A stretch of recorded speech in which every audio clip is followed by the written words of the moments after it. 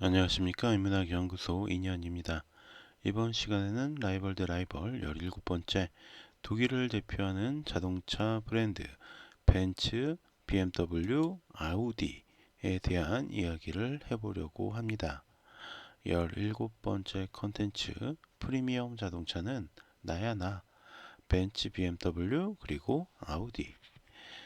이 자동차에 관심이 있는 사람이든 자동차에 관심이 없는 사람이든 독일을 대표해서 흔히 독삼사라고 불리는 벤츠와 BMW 그리고 아우디 이 세 개 회사의 이름은 들어보았을 것입니다. 그야말로 전 세계적으로 인기를 끌면서 서로가 서로를 견제하고 경쟁하는 이 세 회사는 아주 오랫동안 서로를 의식하며 경쟁을 벌인 라이벌 관계라고 볼 수가 있습니다. 물론 대부분 1위는 벤츠, 그 뒤를 바짝 뒤쫓는 2위가 BMW, 그리고 한때 1, 2위를 턱 밑까지 쫓아갔지만 지금은 거리가 조금 벌어진 상태의 아우디 정도로 순서를 나누는 것이 이 세간의 평입니다. 하지만 독일을 대표하는 자동차 회사들답게 그들은 치열하게 경쟁했고 그 와중에도 유머러스함과 품위를 잃지는 않았습니다. 그러면 그들은 얼마나 치열하게 경쟁을 했는지 살펴보도록 하겠습니다. 1. 고급차의 자부심 벤츠 대 BMW. 2016년 3월 7일 독일을 대표하는 프리미엄 자동차 브랜드인 BMW 창사 100주년을 BMW가 창사 100주년을 맞이하자 벤츠에서는 위와 같은 광고를 내보냈습니다. 100년 동안의 경쟁에 감사합니다. 그전 30년 동안은 솔직히 조금 지루했거든요. 그러니까 그런 거죠. 야, 니네 100년 된 거 좋아, 축하해. 근데 우린 130년 됐어. 30년 동안 우리가 최고였고 좀 지루했어. 뭐 이런 식의 광고를 내보낸 거죠. 그뿐만이 아니었습니다. 벤츠에서는 BMW 직원들에게 BMW 100주년 기념일 다음 주에 메르세데스 벤츠 전시관을 방문하면 무료 입장의 혜택을 주겠다라고 발표하기도 했죠. 또한 그들이 BMW 차를 타고 오면 정문 앞 주차를 무료로, 그리고 선착순 50명에게는 구내 레스토랑에서 더블 키드니 그릴을 본딴 특별 메뉴를 제공하겠다라고도 이야기했습니다. 자, 그야말로 강자의 여유 혹은 챔피언이 도전자에게 보이는 관대함, 뭐 이런 것들을 해학적으로 묘사한 거죠.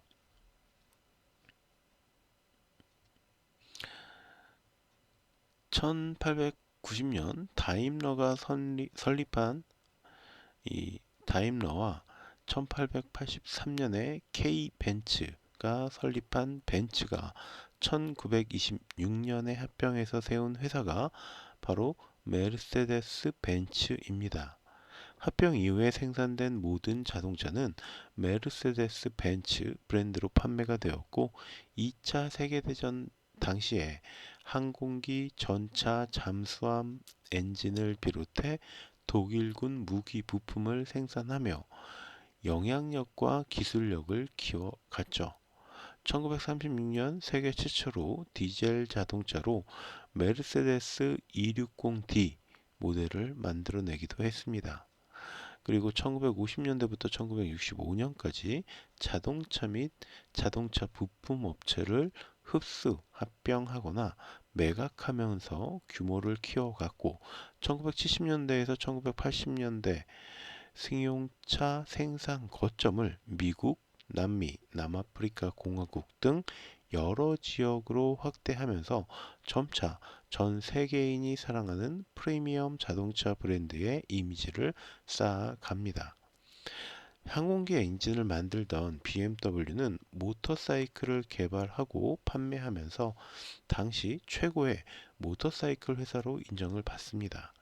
그러다가 1928년 프랑크푸르트 인근의 아이제나흐 자동차 공장을 인수한 뒤에 1932년 최초로 자동차를 판매하기 시작하죠. 그리고 그때부터 두 기업의 경쟁이 시작됩니다. 물론 이미 세계적인 자동차 브랜드로 자리 잡은 벤츠를 따라잡기에는 무리가 있었고, 특히 독일이 제2차 세계대전의 패망국으로 두 기업 모두 전범 기업으로서 위태한 상태로 접어들게 되었을 때도 BMW는 벤츠보다 회복하는 것이 힘이 들었습니다. 벤츠가 2년 만에 자동차 생산을 재개할 수 있었던 반면에 BMW는 모터사이클 생산부터 다시 시작을 했고요. 1951년이 되어서야 자동차를 생산할 수 있게 되었습니다. 그러나 BMW는 쉽사리 되살아나지 못하고 적자에 시달리다가 1959년에 열린 임시주주총회에서 벤츠의 매각을 결정하기도 했습니다. 다행히 소액주주들과 노동조합은 임시총회의 매각 결정에 격렬하게 반대를 했고 극적으로 명맥을 유지하게 되죠. 자칫하면 벤츠의 산하 회사로 전락할 뻔했던 BMW는 그렇게 명맥을 이어가게 됐고, 더불어 대량 생산과 중형급 세그먼트에 집중한다라는 계획을 세우게 되죠.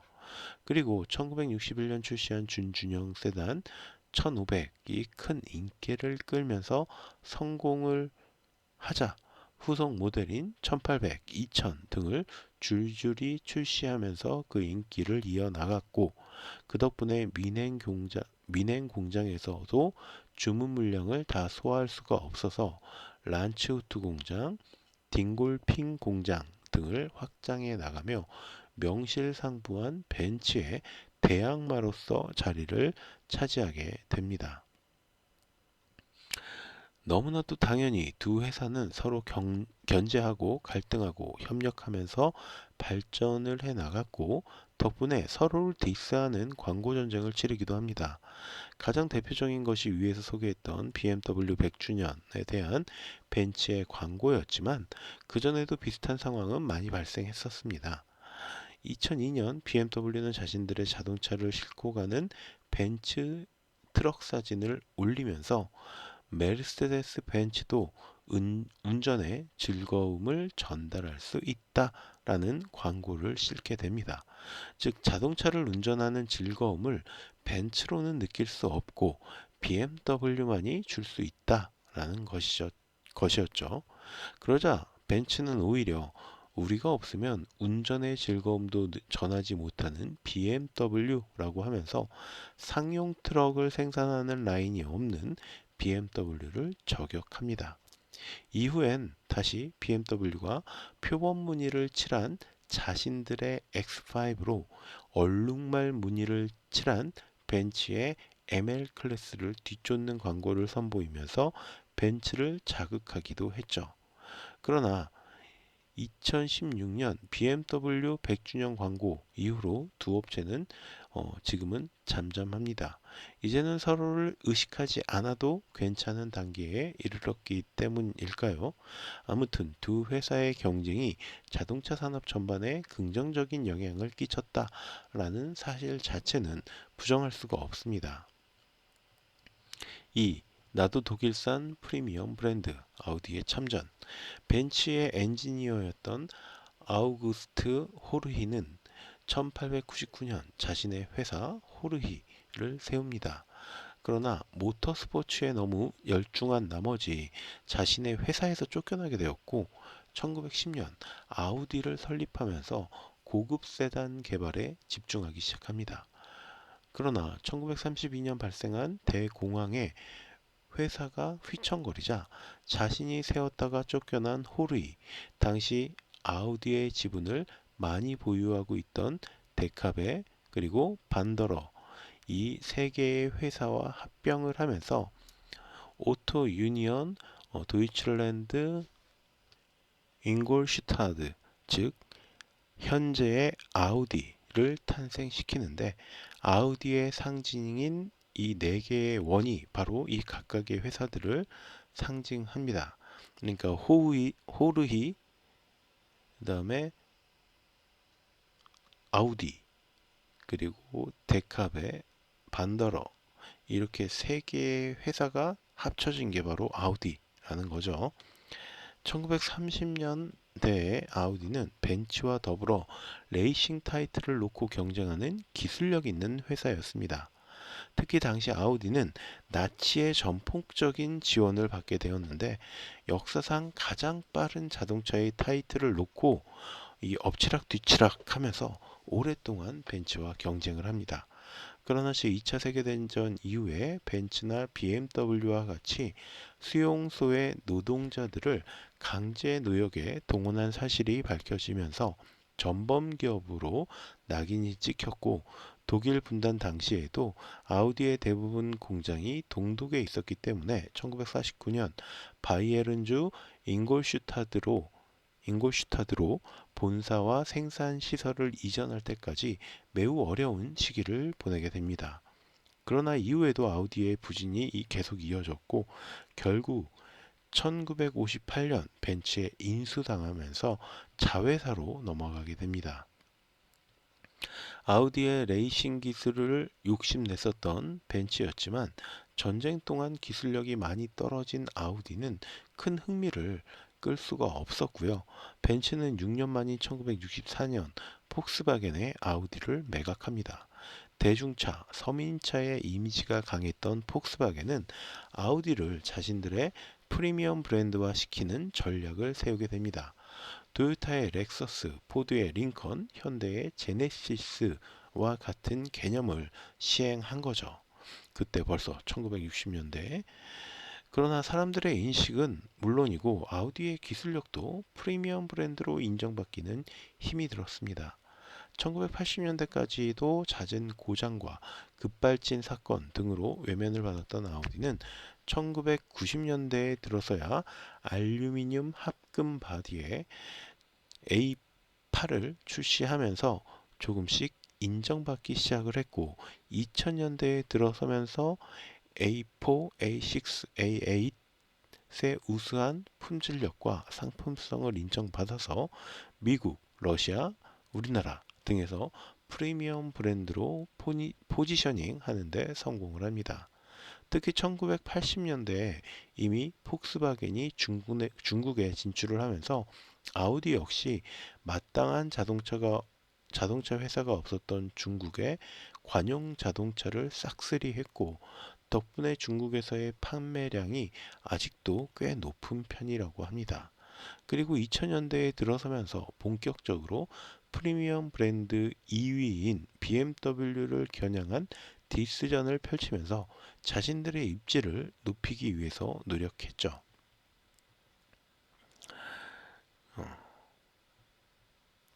물론 시작은 BMW가 2006년 남아프리카 공화국에서 올해의 차로 선정되었던 아우디를 디스하면서 시작합니다. BMW는 3 시리즈가 정면을 향해서 내달리는 광고를 싣고 나서 아우디를 축하한다라고 하면서 남아프리카에서 올해의 자동차로 선정된 것을 축하합니다 라는 말과 함께 2006년 전 세계 올해의 차 수상자가 라고 표기를 합니다. 자, 그러자 아우디 역시 축하한다 라는 광고 문구와 함께 르망 24시 레이스 6년 연속 우승자가 라고 표기를 하자, 이렇게 하게 되죠. 자, 그러니까 자신들의 자동차 성능이 BMW보다 윗줄에 있다라고 광고를 한 거죠. 자, 그 BMW가 먼저 건드린 거예요. 자, 니네 남아프리카에서 올해의 자동차가 됐다며, 우리는 세계에서 올해의 자동차였어. 자, 그러니까 아우디가 그 축하한다. 그리고 르망 24시 레이스 6년 연속 우승자가 2000년에서부터 2006년까지, 그래 니네 2006년도에 뭐 세계의 차 선정됐어, 올해의 차 선정됐어. 좋아, 축하해. 하지만 우리는 2000년서부터 2006년도까지 르망 24시간 레이스에서 계속 우승이었어. 라고 하는 거죠.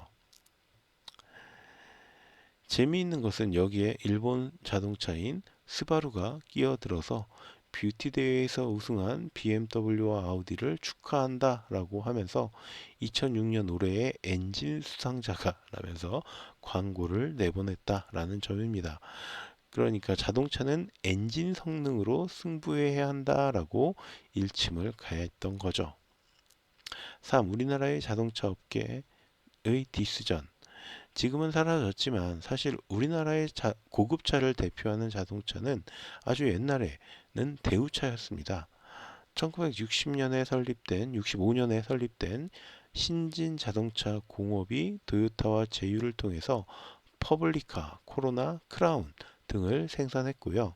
1980년대에는 대우자동차 주식회사로 출범하면서 로얄 살롱, 슈퍼 살롱 등의 고급차 이미지와 르망이라는 고성능 자동차를 통해서 성능 좋은 자동차의 이미지를 선점합니다. 그러나 곧 현대자동차의 거센 반격을 맞게 되었고 IMF를 거치면서 2000년도에 최종 부도를 맞으며 역사 속으로 사라지게 되었죠.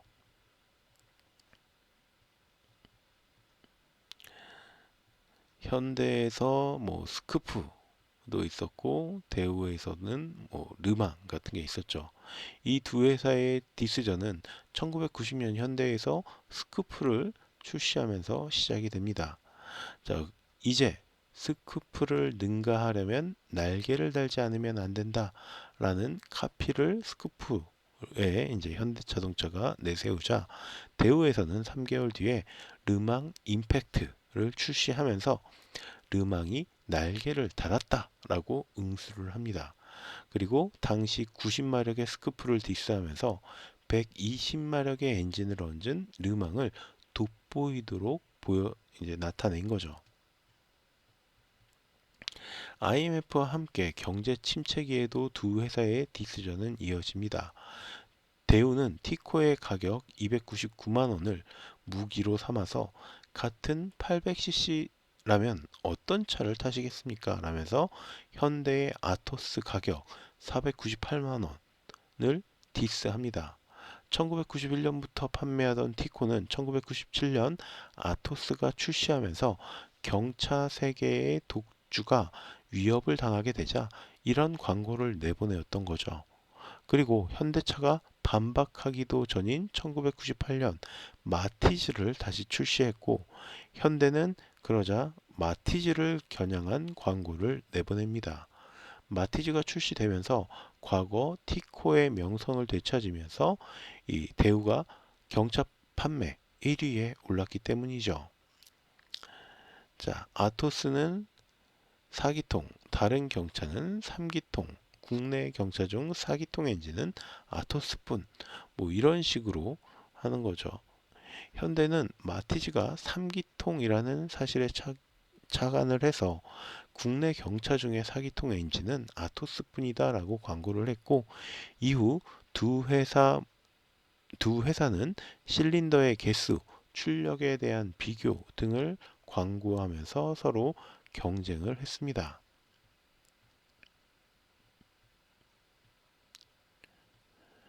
그리고 1998년 현대는 아반떼 림번을 출시하면서 연비 95마력에 리터당 16.9km 가는 것을 무기 삼아서 한 번 기름 넣고 서울, 부산, 왕복이라는 광고를 내보냅니다.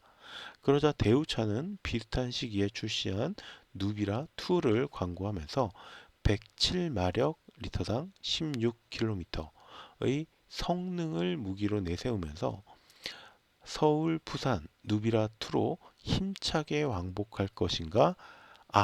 반대로 힘없이 왕복할 테인가? 라는 광고 문구를 내놓게 됩니다.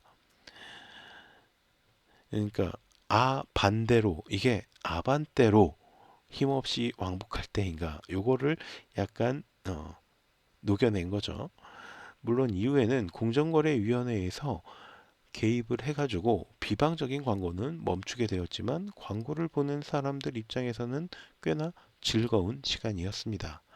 다시 한번 이렇게 해학적이고 풍자적인 요소를 지닌 광고들이 등장해서 라이벌끼리의 경쟁을 즐겁게 만들어주면 좋겠다라는 생각이 듭니다.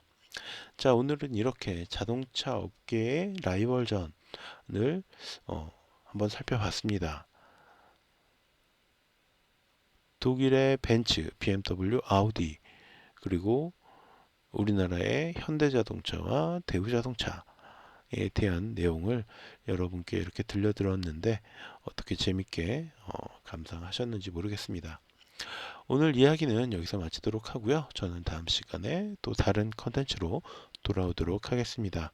오늘 제가 들려드린 이야기가 여러분의 흥미와 호기심을 조금이라도 만족시켜 드렸다면 구독과 좋아요도 부탁드리겠습니다. 감사합니다.